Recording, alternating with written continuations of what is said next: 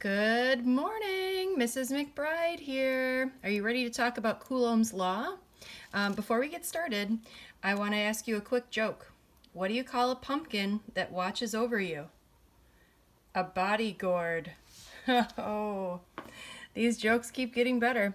Okay, so as a reminder, last time I was talking to you, we were talking about charge, right? And we were talking specifically about a charge can be, is given by the symbol Q, and it's got units of coulombs. We talked about that there's such thing as an elementary charge, and all charges can only come in multiples of that. And the elementary charge is 1.6 e to the negative 19 coulombs. We said a proton has one elementary charge, or its charge is positive 1.6 e to the negative 19 coulombs. And the electron, its charge technically is negative 1.6 e to the negative 19 coulombs. Okay, we were also talking about how do things become charged? Well, things become charged due to friction, rubbing against each other, or the second most popular one is charge due to polarization or separation, where when something becomes charged, opposites attract and likes repel. Okay, so we're technically starting today, hopefully you did this as well, on page 4. Okay, and page 4 is saying, let's talk about some applications of charged objects. So the most popular one is lightning.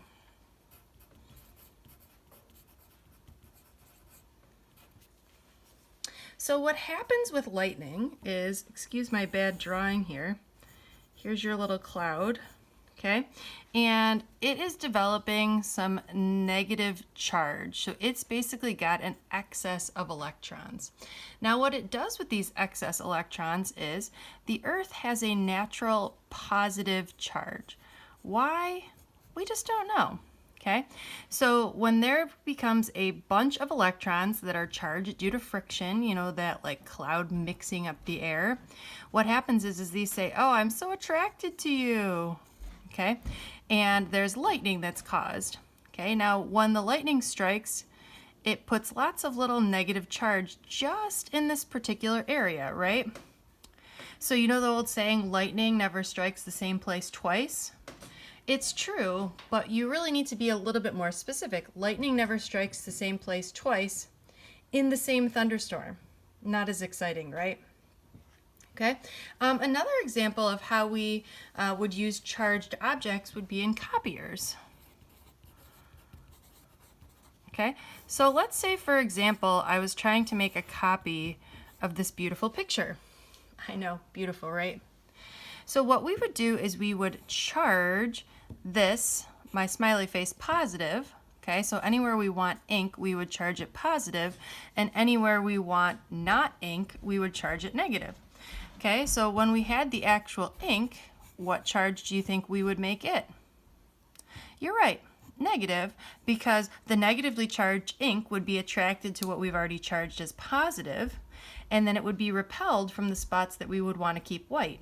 Okay, so that's sort of the like, why do we care about this? You know, why are we interested in this? Now what we're talking about is electrical force. So I want you to think of, this is not quite the same, but I know you know what this is like. When you bring a magnet close to another magnet and you find that they are going to move without touching. That's the same sort of thing that happens when we're talking about charged objects, that there can be a force applied. And maybe I'll see if I can find a YouTube video of this because it's pretty cool actually. Okay, so let's think about this electrical force. Okay, what condition must exist for an electrical force to be repulsive? Okay, well we said that likes are going to repel, so they must have a like charge. And what condition must exist in order for an electrical force to be attractive? We said opposites attract.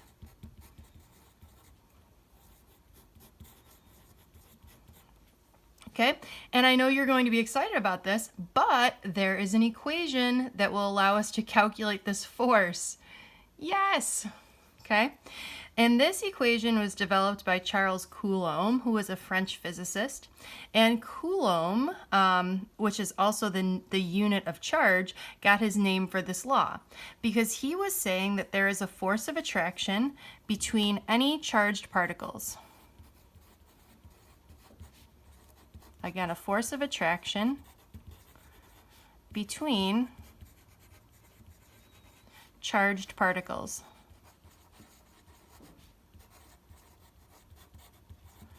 So this could be between electrons, between protons, between something that has a large charge or a small charge, okay? And we call this the electrical force. So we use the equation that Fe is equal to K Q1 Q2 over R squared.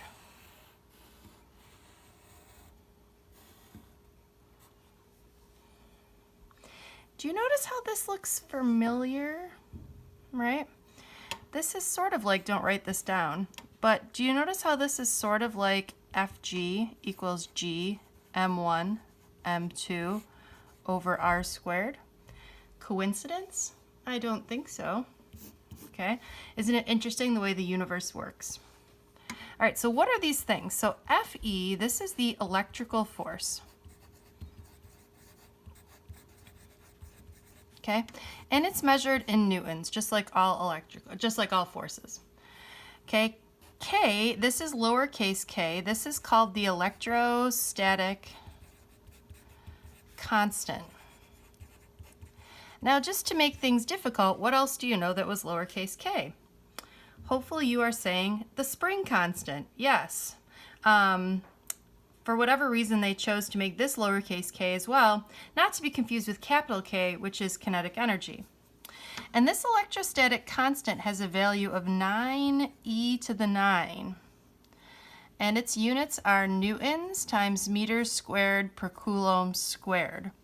You really don't need to worry about the units, but this 9e to the 9 number is the number that we're going to use a lot, okay?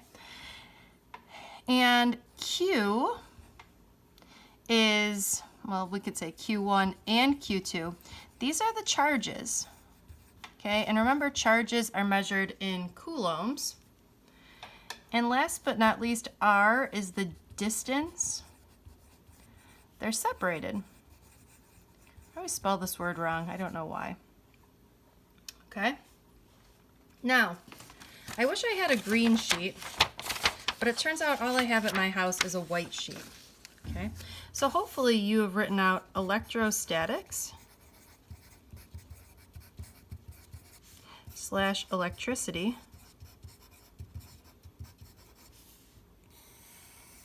and I think we're on this panel of the green sheet.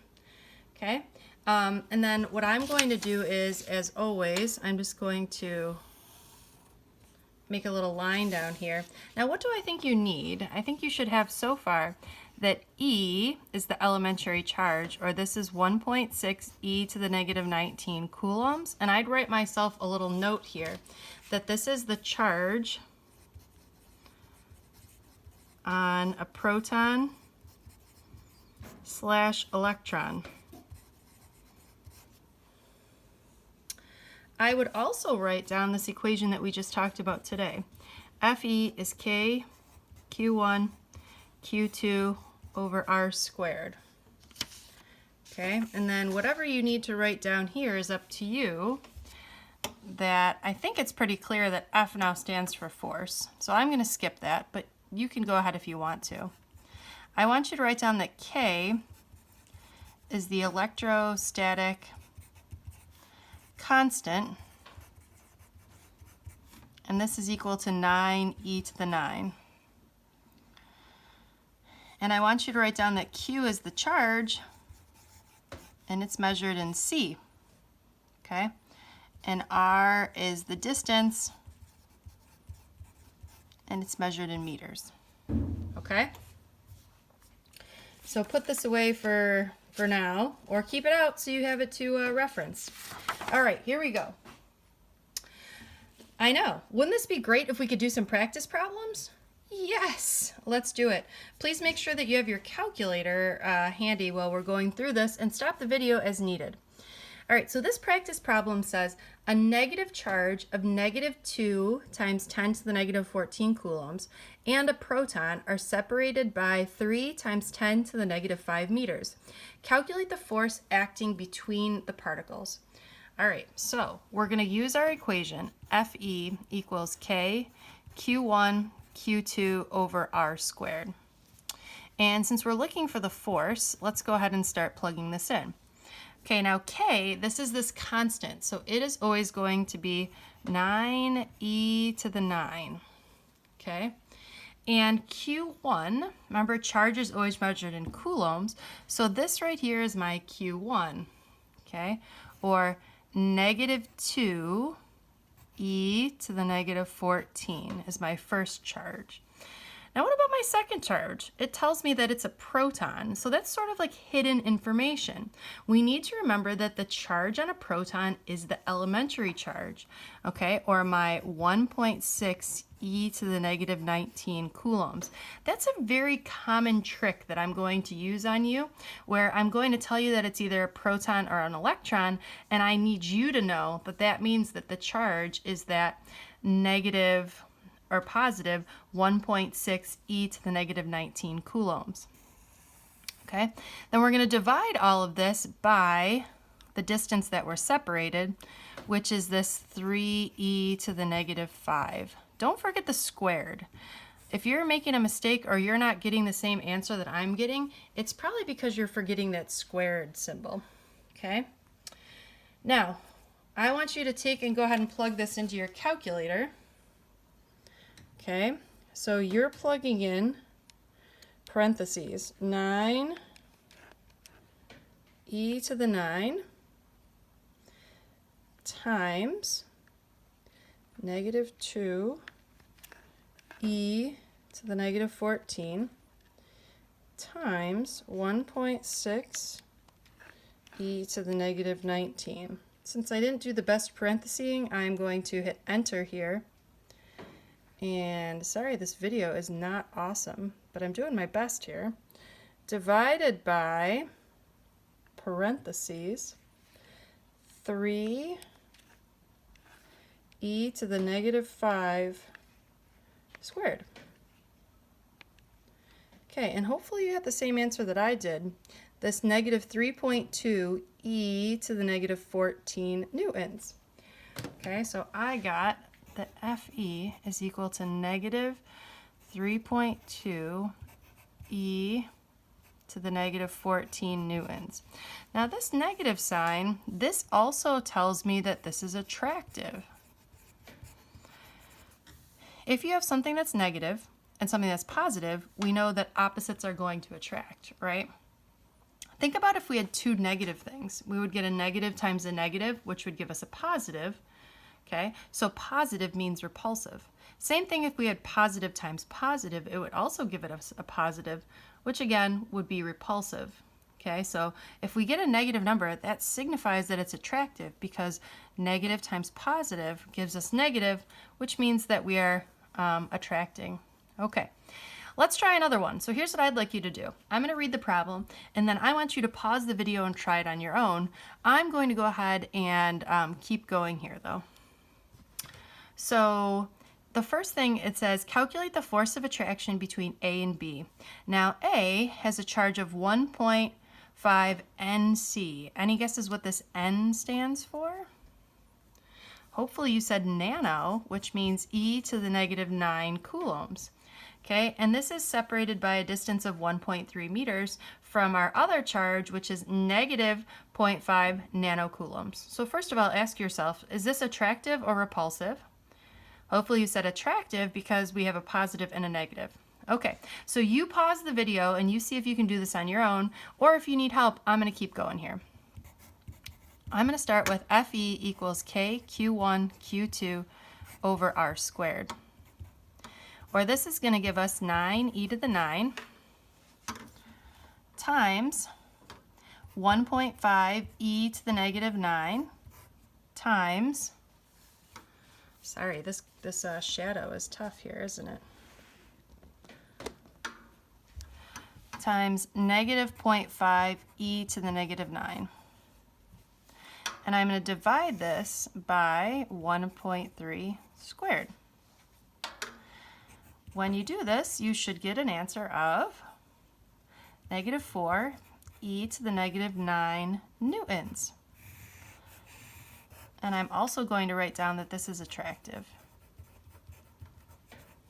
Okay? Any questions on that? Hopefully not. Okay, last thing I want to do is kick it up a notch. Here we go. All right, last thing for today.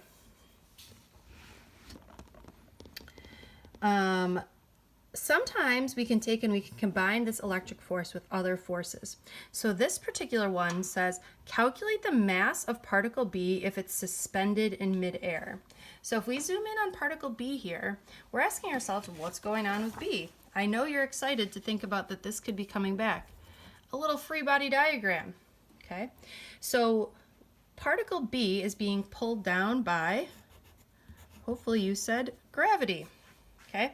And particle B is being pulled up, hopefully you said, by the electric force, okay? And since it's suspended in midair, then we can start by saying that these two forces are equal and opposite, or Fe is going to equal Fg. Or what we can say is Fe, this is our K Q1 Q2 over R squared, is equal to mg. So let's go ahead and see if we can solve here, right? So our K is 9 e to the 9. Q1, again, is 1.5 e to the negative 9. Q2, again, is negative 0.5 e to the negative 9 divided by the distance they're separated, which is this 1.3 meters squared, is equal to m times g. And again, remember little g is that 9.8 or 10, okay? So if we're going to solve, we should be able to take this whole thing on the top, okay? Now, I'm going to cheat a little, right? Because we already solved for that, right? Okay, so I'm going to substitute in negative 4 e to the negative 9 newtons.